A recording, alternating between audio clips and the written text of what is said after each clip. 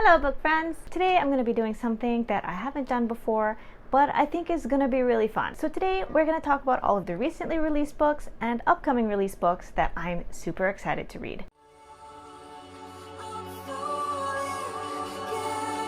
So these are all books that I discovered either through social media somewhere. A lot of them were shown to me in Instagram ads, and some of them I was just scrolling through Barnes & Noble because I'm always looking for new books to read. I have 8 books to share with you today, so let's get started. So the first book is Acts of Violet by Margarita Montimore. This is a book that I saw scrolling through Instagram. I saw an ad for it, and I really just was attracted to the cover. Purple things really just attract me, and so I just thought it looked so cool. And so I clicked on the ad, which led to more books being shown to me, but that's another story. So this story is basically about a woman named Sasha and her famous magician sister Violet. So Violet was famous for her disappearing act, and she was like a modern day female Houdini, I think. Is that what Houdini did? Maybe I'm getting that wrong. So about 10 years ago, she disappeared mid-act and she never reappeared.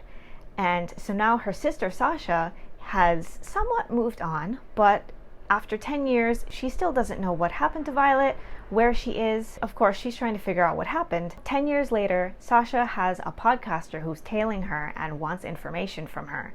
And so she's trying to beat this guy to figure out what happened before he figures out what happened and if there's anything insidious going on. Meanwhile, she's also started having these odd sleepwalking and psychotic episodes. I believe this is categorized as an adult mystery thriller. So yeah, I'm just super excited about this one. I think this one could be a 5-star read if it's good. So super excited. So the second book is none other than Love on the Brain by Ali Hazelwood. This is one that I have heard a ton about it, but I never really internalized what it was even about. I always knew it was coming. Ever since I read The Love Hypothesis, I knew that this one was going to be coming out soon, but I never really paid much attention to it, and I figured I would just read it when it comes out and I don't need to look too much into it.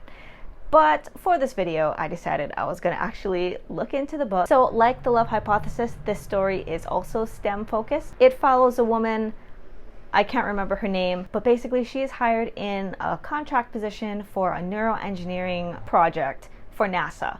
And this is something that she had always dreamed of, but of course she is working alongside her grad school nemesis. So this is going to be another workplace romance, enemies to lovers kind of storyline here. So on her first day of work, something unfortunate happens to her. It's either just really embarrassing, something just not a good look on a professional level.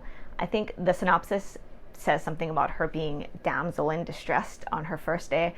I'm not sure what that means, but it sounds pretty hilarious. So yeah, I am excited for this book. I think it's going to be predictable, but a ton of fun.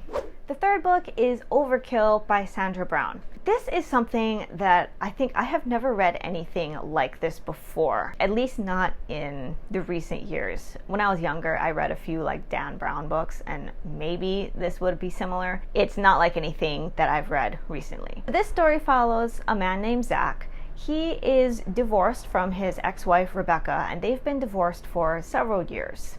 One day he gets a call that his ex-wife Rebecca was assaulted by someone and she's now on life support in the hospital. But even though they're divorced, he still has the power of attorney. So he is faced with making the life or death decision of whether he should keep her on life support or if he should pull the plug. He is just not in a mental state to make this decision, so he defers to her parents and just lets them make the decision, and he kind of just goes on with life. 4 years later, he finds out that Rebecca's assaulter has been released from prison, and meanwhile her parents have kept her on life support. So she's just been in a coma for 4 years, but since she hasn't died, the assaulter, it was basically like an assault charge. So he's out after 4 years. A lot of people know that this is just a terrible miscarriage of justice. And everybody knows, including a prosecutor that's working on this case, that the only way that the assaulter is going to go back to prison is if he can be charged with murder. And for that, Rebecca has to be taken off life support and she has to pass away. He doesn't want to take her off life support, but this is the only way for her to really get justice. Meanwhile, the assaulter himself is now free, and he realizes what's going on. He knows what he's up against, and he is going to do everything he can to ensure that Zach doesn't get the chance to take Rebecca off life support, because he doesn't want to be charged with murder, obviously. So yeah, this just sounds like it's going to be wild. I think it'll be super fun. I can't wait to read it. The fourth book is Lightlark by Alex Aster. This is, I think, another one that I've seen on Instagram. It's more of a YA, so it's more in the realm of books that I've been reading recently. So this book follows a woman named Isla Crown. She is the ruler of a faction named Wilding. In this world, there are 6 factions, and each faction is cursed with a different curse. In Wilding, their curse is that any person that they fall in love with dies. Every year, all of the rulers get invited to the island of Lightlark, where they compete in a Hunger Games style tournament, and if they win, then their entire faction gets their curse removed. I actually haven't read a lot of the series like Hunger Games or The Maze Runner or any of those, so this sounds like it's going to be quite different for me, but I actually am planning on reading a lot of those series that I missed when I just wasn't really into reading. And since this one is a standalone, I think it's a standalone, don't quote me on that, but I think this will be a good place to start. The 5th book is The Inheritance of Orquidea Divina. I'm not sure if I'm saying that right, but yeah, so this book is said to be somewhat of a mashup between the Invisible Life of Addie LaRue and Mexican Gothic. I didn't read that until after I looked into this book.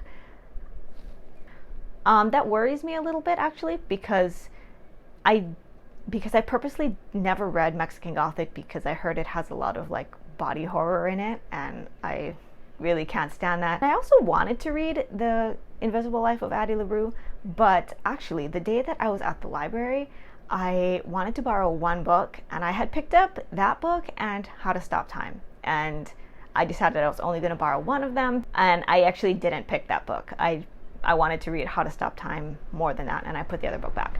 So that worries me a little bit, but regardless, just the synopsis for this book sounds so interesting. So this book centers around a family. Only women are mentioned, so it sounds like it's mostly women, and they live a very privileged life. Everything is always good with them, but everything is always good and comfortable, but they know not to question it. They just feel like everything's good. We're not going to ask any questions about why everything is so good and why we're so privileged. So one day, the family matriarch, Orquidea, passes away, and she had a lot of secrets. She did a lot of strange things. She never left the house, and she was just really secretive. But before any of the women can figure out any of her secrets, she turns into a tree. I don't know if she literally turns into a tree or if it's just a metaphor, but regardless, they don't find out any of her secrets. So after she passes away and turns into a tree, they get their inheritance and things kind of just go back to normal. Then 7 years later, a weird figure starts picking through their family tree and killing them off. Again, I don't know if this is a metaphor, the tree is probably a metaphor, but probably this is someone who is coming and killing them. And so now they need to figure out what is going on and with what exactly were Orquidea's secrets. Why did she never leave the house? Hello, editing me here. After I finished recording this video, I realized that The Inheritance of Orquidea Divina is not actually a new release. I just assumed it was because I saw an ad for it on Instagram. My apologies. It was actually released in July, I believe, of 2021. So it is not new, but it's new to me. So if you would like to go and read that one, it is available now. So, I mean, that's good, right? Yeah. So sorry about that. Bye. So yeah. The next book is The Family Remains by Lisa Jewell. This is actually a sequel to The Family Upstairs, which I haven't read, but I did read that this one can be read as a standalone. So I think I will read this one first, and if I do like it, I probably will read The Family Upstairs as well. So this book basically follows 3 separate mysteries, or so you think. They're separate. So the first mystery is that a detective is called to investigate some remains that wash up on the shore of the Toms River. So he takes the remains in for analysis and finds out that they're actually connected to a cold case that was unsolved from 30 years ago. The second mystery is that a woman gets a call that her husband was found dead in the cellar of his house in France. This is strange to me because if they're married, it's like they had a separate residence. He was at his house in France. Shouldn't that be like their house? I don't know. So she gets a call that he is found dead in France. The police say that there are signs of an intruder. So that is the second mystery. So the third mystery is a woman is settling down in a new house with her children, and she's finally moving on after a family tragedy that occurred 30 years ago, but suddenly her brother goes on an abrupt mission to find out what happened 30 years ago, avenge the person who did this to them, and she is just like, whoa, why are you doing this? And so just the fact that happened 30 years ago, and the Thames River mystery is a cold case from 30 years ago, like, yeah, we know these are all connected. So I love this style of stories because the mystery is not so much in the specifics, but it's in how they're connected. So it's like a mystery within a mystery. We're going to solve all of the individual mysteries, and we're also going to figure out the bigger conspiracy of what's going on and how these mysteries are connected. And I just love those things. It just makes the world seem so small yet large at the same time. I don't know if that makes any sense, but I just love stories that are like that. So the next book is The Last To Vanish by Megan Miranda. This book is also, I think, one that I saw on Instagram, and I just happened to click on it, and it sounds like another cool mystery. I think this is another adult mystery thriller. You can see what I've been into lately, but this just sounds like it's going to be super fun. So this story follows a woman named Abigail. She fell into a job about 10 years ago that she really loves. She's working at an inn in a place called Cutter's Pass, North Carolina, which is basically like a resort town. They specialize in hiking and outdoor activities, all of those kinds of things. So she's working at this inn, and it's a small town, and she has come to think of this town as her home, even though she's not from there. This town has always been somewhat riddled with disappearances, which can be kind of expected when they focus on outdoor activities. Things happen. But one day, an investigative journalist who was there specifically to investigate this string of disappearances goes missing himself. But this isn't just any ordinary disappearance. People in the town are reacting differently than they do with any of the other disappearances. So she starts to feel like the people in the town are closing ranks around her, but she is being intentionally left out.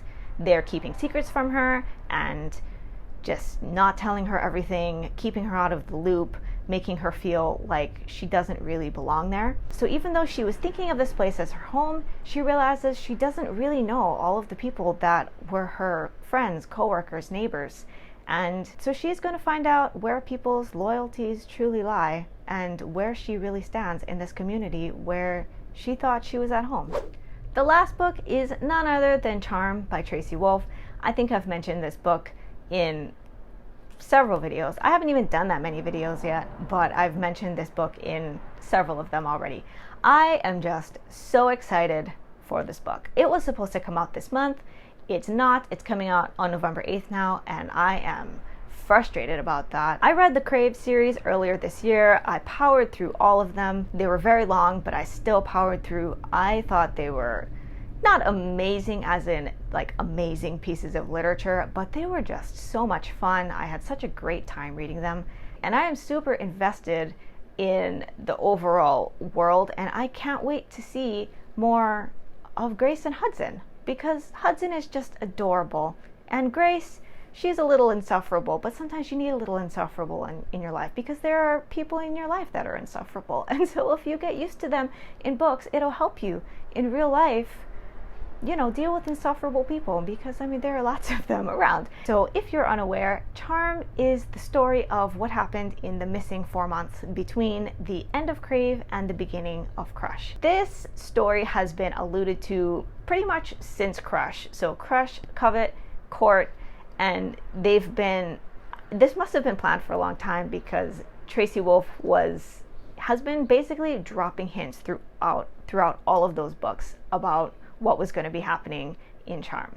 So basically in Charm, we're going to find out the beginnings of Hudson and Grace's relationship. If you read any of these books, you'll remember that at the end of Crave, the first book, Grace was all about Jackson. She thought she was going to marry that guy. And then all of a sudden, she gets into the next book, Crush, and suddenly Jackson is not that guy as much anymore. She's actually starting to get annoyed with him, and she's all about Hudson. So what happened in that 4 months? It must have been something big. Or my other theory is that they didn't just start getting together in that 4 months. There's something else going on, and they've actually been together for a lot longer than this timeline, which is overall, I think the series so far has taken place over the course of 6 months or so. It hasn't been that long. So, and I'm thinking we're going to learn something in Crave where Grace and Hudson have actually been together for centuries or something. Like, it's going to be way bigger than they instantly fell in love in the 4 months that Grace was a stone. I am hoping for some sort of big conspiracy. I think that would just make this series even cooler than it already is. So those are all of the books that I am excited to read in the coming months. I think Charm is the most far away, so most of these books are actually going to be released at the end of this month, July, or in August. So there isn't very long to wait for most of these books, and I'm thankful for that. I've been looking for some new books to read. So I've been a little bit, like, I made my TBR, but recently I haven't been feeling like I want to read any of those really, and I'm looking for some good mysteries. I've placed links to all of these books where you can pre-order them in the description box below, so I hope you'll check them out. If you do use the links, they are affiliate links. Thank you for your support, but don't feel pressured to use them. So yeah, I think that is all for today. If you enjoy this video, please don't forget to like and subscribe for more content.